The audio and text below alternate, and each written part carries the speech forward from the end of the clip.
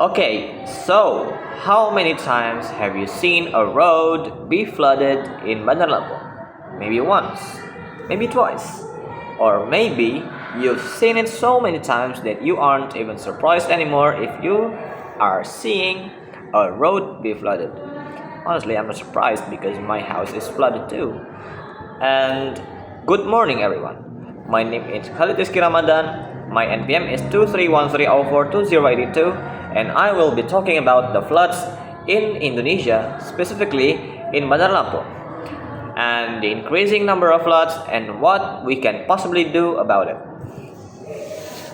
Okay, so recently in Bandar Lampung, there has been a lot of frequent and severe flooding.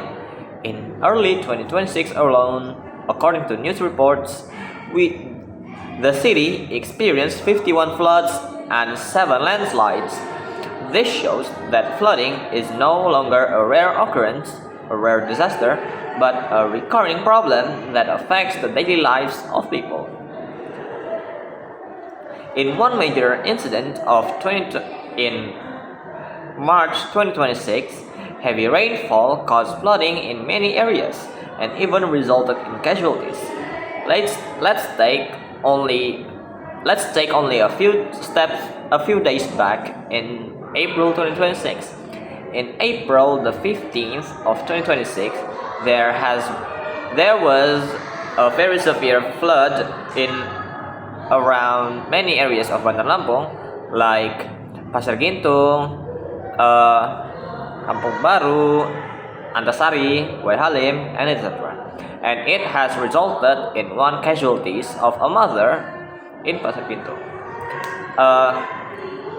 This proves that floods is not an environmental issue anymore, but also a serious threat to human life. So, what causes this problem? First, there is a natural factor called La Nina, the opposite of El Nino. La Nina is a climate phenomenon that increases rainfall in regions like Indonesia, but it also affects like the entirety of Southeast Asia.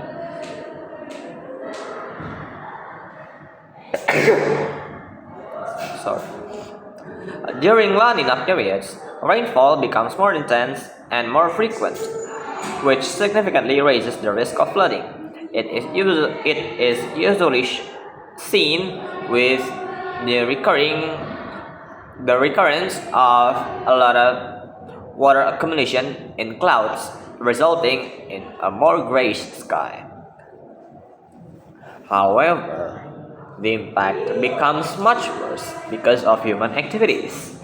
There are many factors that are caused by humans, such as poor drainage systems, uncontrolled urban environment like deforestation around Bandar Lampung, which is done to make more residences.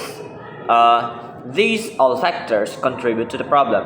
When trees are cut down, the soil cannot absorb water properly, and it increases the risk of flooding. Now, let's talk about solutions. Of course, the government needs to improve urban planning, especially by fixing drainage systems around the city and preventing illegal construction in flood-prone areas. Reforestation is also very important to restore the environment and reduce water accumulation.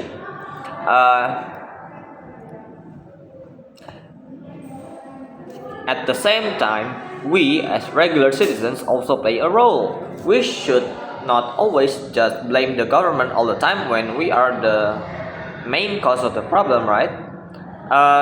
So people should all avoid throwing garbage into rivers, as it can block water flow and worsen floods. There has been so many recordings of people throwing trash into rivers, under bridges, and it is very much not allowed, not recommended for the environment, as like usually these people are the ones who always blame the government on the floods being happening. So, the final factors I'm sorry. The final solution is that we must raise awareness. One way to do this is through education and social media campaigns. Schools can teach students about environmental responsibility, and social media can be used to spread information about the dangers of deforestation and poor waste management. When more people understand the problem, when more people understand the problem, they are more likely to take action, especially when we have seen firsthand about the effects of these activities. My phone. So, in conclusion, floods in Bandar Lampung are a serious and recurring issue caused by natural factors and mostly human factors. However, with better policies from the government, community participation, and of course, raising awareness, we can avoid this problem and be living in a good environment. Alright, my name is Khalid Rizkie, and thank you for listening.